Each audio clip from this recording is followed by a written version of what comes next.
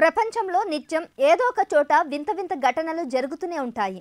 Latest గా అలాంటి ఓ వింత ఘటన దక్షిణ కొరియాలో జరిగింది. ఓ రోబో సూపర్వైజర్ ఆత్మహత్య ప్రపంచ వ్యాప్తంగా షాక్ గురి చేసింది. రోబో సూసైడ్ ఏంటి, ఆత్మహత్య చేసుకునేంత కష్టం దానికేమొచ్చింది అని దీని గురించి సోషల్ మీడియా మొత్తం తెగ డిస్కస్ చేస్తుంది. అయితే తాజాగా ఆ రోబోలోని డేటాను అనలైసిస్ చేయగా షాకింగ్ విషయం బయటపడింది. అదేంటో తెలుసుకోవాలంటే లెట్స్ వాచ్ ది స్టోరీ. సూపర్వైజర్గా పిలువబడే ఈ రోబోను అమెరికాలోని కాలిఫోర్నియా కంపెనీ తయారు చేసింది. దక్షిణ కొరియాలోని గుమి సిటీ కౌన్సిల్లో సివిల్ సర్వెంట్గా ఈ రోబో విధులు నిర్వహిస్తుంది. దీనికి ప్రత్యేకంగా ఐడి కార్డు కూడా ఉంది. అధికారికంగా గుర్తింపు కూడా ఉంది. ఫ్లోర్ మొత్తం ఈ రోబోనే చూసుకుంటుంది. ఉద్యోగుల ఇన్ అండ్ అవుట్ దగ్గర ఎలివేటర్స్, లిఫ్ట్ దగ్గర సూచనలు, సలహాలు ఇస్తుండేవి. ఆఫీస్లో స్టాఫ్కు కావాల్సిన టీ, కాపీలతో పాటు ఫైల్స్ను తీసుకెళ్లడం దీని పని.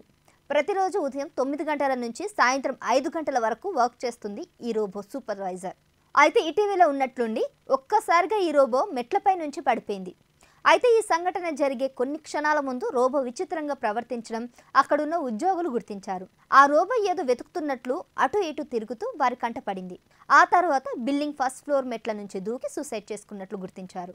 ఈ సూసైడ్తో రోబో ముక్కలు అయింది. సమాచారం తెలుసుకున్న అధికారులు రోబోలోని డేటా అనాలిసిస్ చేయగా కీలకమైన సమాచారం బయటకు వచ్చింది. పని ఒత్తిడి కారణంగానే రోబో ఆత్మహత్య చేసుకున్నట్లు అంతర్జాతీయ పత్రిక డైలీ మెయిల్ స్పష్టం చేసింది. కింద పడే ముందు చాలాసేపు రోబో స్థలంలో అటు ఇటు తిరుగుతున్నట్లు కూడా నిర్ధారించింది. రెస్ట్ లేకుండా పనిచేయడం, స్ట్రెస్ కారణంగానే రోబో ఆత్మహత్య చేసుకున్నట్లు అనేది ప్రాథమికంగా నిర్ధారణ అయిందని, మిగతా విషయాలను స్టడీ చేస్తున్నట్లు తెలిపింది. గతంలో వాషింగ్టన్లోనూ ఓ ఫౌంటైన్ వద్ద ఇదే తరహాలో మరో రోబో ధ్వంసమైంది. స్టీవ్ అనే పేరుగల సెక్యూరిటీ రోబోట్ వాటర్ ఫౌంటైన్లో మునిగి ఆత్మహత్యకు పాల్పడింది. అప్పుడు కూడా రోబో సూసైడ్ చేసుకుందనే వార్త చక్కర్లు కొట్టింది. అయితే అది జారిపడి ధ్వంసమైనట్లు విచారణలో తేలింది. ఏదేమైనా మనుషులకే కాదు, యంత్రాలకు పని ఒత్తిడి ఉంటుందని ఈ రోబో నిరూపించింది. దీంతో రోబో సూసైడ్ ఇప్పుడు హాట్ టాపిక్గా అయింది.